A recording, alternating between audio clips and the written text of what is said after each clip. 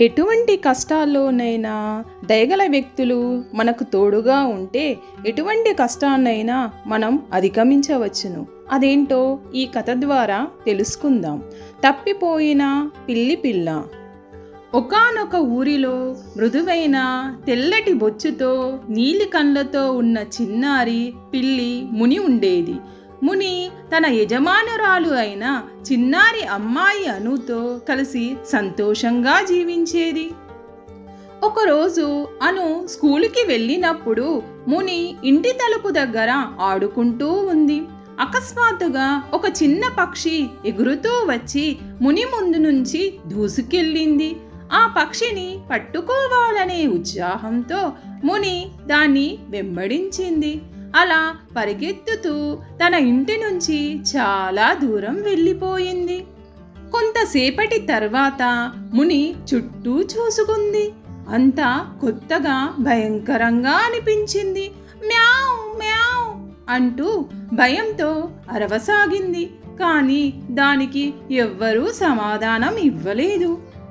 అలా నడుస్తూ ముని ఒక పార్కు దగ్గరకు చేరుకుంది.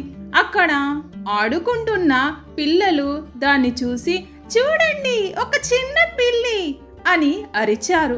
వాళ్ళలో ఒక అబ్బాయి రవి ముందుకు వచ్చి నువ్వు తప్పిపోయావా చిన్నారి అని అడిగాడు.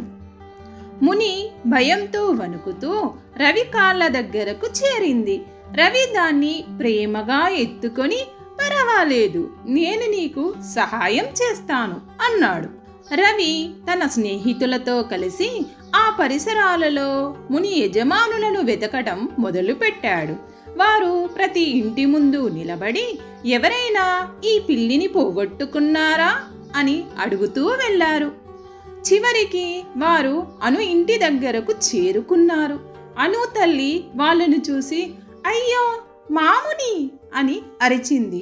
ఆమె కళ్ళల్లో ఆనందం నిండిపోయింది.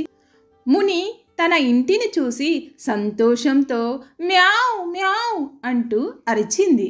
అను తల్లి రవికి కృతజ్ఞతలు తెలిపింది. మీరు చాలా మంచి పని చేశారు పిల్లలు అని అంది. ఆ సాయంత్రం అను స్కూలు నుంచి వచ్చి ముని కథ విని ఆశ్చర్యపోయింది. ఆ రోజు నుంచి అను మునిని జాగ్రత్తగా చూసుకోవడం మొదలుపెట్టింది. ముని కూడా మళ్ళీ ఇలా తప్పిపోకూడదని నేర్చుకుంది. ఈ విధంగా ముని తన ఇంటికి తిరిగి చేరుకుంది. దయగల వ్యక్తుల సహాయంతో ఎలాంటి కష్టమైనా అధిగమించవచ్చునని ఈ కథ మనకు నేర్పుతుంది. మీకు ఈ కథ నచ్చినట్లయితే లైక్ చేయండి, మీ ఫ్రెండ్స్కి షేర్ చేయండి. మరిన్ని కథల కోసం కథా సమయాన్ని సబ్స్క్రైబ్ చేయండి.